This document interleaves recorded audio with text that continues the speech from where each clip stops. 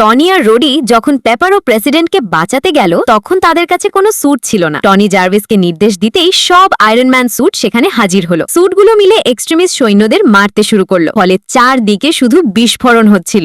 তখনই টনি পেপারের দিকে ছুটল। সে একটা প্ল্যাটফর্মে আটকে ছিল। টনি তাকে বাঁচানোর চেষ্টা করলো, কিন্তু তখনই কিলিয়ান টনিকে ধরে ফেললো। সে তার অতিরিক্ত শক্তি দিয়ে টনির স্যুট গলাতে শুরু করলো। কিলিয়ান টনিকে ঘুষি মারার চেষ্টা করলো, কিন্তু টনি স্যুটের ব্লেড বের করে কিলিয়ানের হাত কেটে ফেললো। তখনই পুরো মেটাল প্ল্যাটফর্মটা নিচে ধসে পড়তে লাগলো। রোডি লাফ দিয়ে প্রেসিডেন্টকে ধরলো আর সেখান থেকে নিরাপদে বেরিয়ে গেল। টনি আবার পেপারকে বাঁচাতে ছুটলো। সে তার হাত ধরার চেষ্টা করলো, কিন্তু পেপার পিছলে নিচে পড়ে গেল। টনির মনে হলো পেপার মারা গেছে। তখনই কিলিয়ান টনিকে মারতে ছুটে এলো। টনি কিলিয়ানের হামলা এড়িয়ে নিজের স্যুট পরে নিল। দুজনের মধ্যে তুমুল লড়াই শুরু হয়ে গেল, কিন্তু কিলিয়ান ছিল প্রচন্ড শক্তিশালী।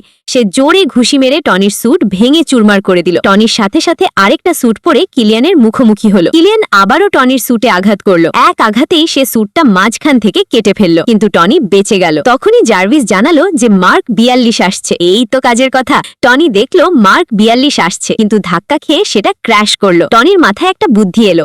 সে মার্ক 42 স্যুটটা কিলিয়ানকে পরিয়ে দিল। জার্ভিস, দয়া করে মার্ক 42 উড়িয়ে দাও। মার্ক 42 ব্লাস্ট হয়ে গেল। এক বিশাল বিস্ফোরণ হলো আর কিলিয়ানও সেই সাথে উড়ে গেল। কিন্তু কিলিয়ান মরেনি। সে আবারও টনির ওপর হামলা করতে এলো, কিন্তু তখনই হঠাৎ পেপার চলে এলো। সে বেঁচে ছিল আর এক্সট্রিমিস্ট তাকে নতুন শক্তি দিয়েছিল। পেপার কিলিয়ানের দিকে একটা মিসাইল ছুড়লো আর নিজের হাত থেকে রিপালসার ফায়ার করলো। এক ভয়ঙ্কর বিস্ফোরণ হলো আর কিলিয়ান পুরোপুরি ছিন্ন ভিন্ন হয়ে মারা গেল। ওরে বাবা!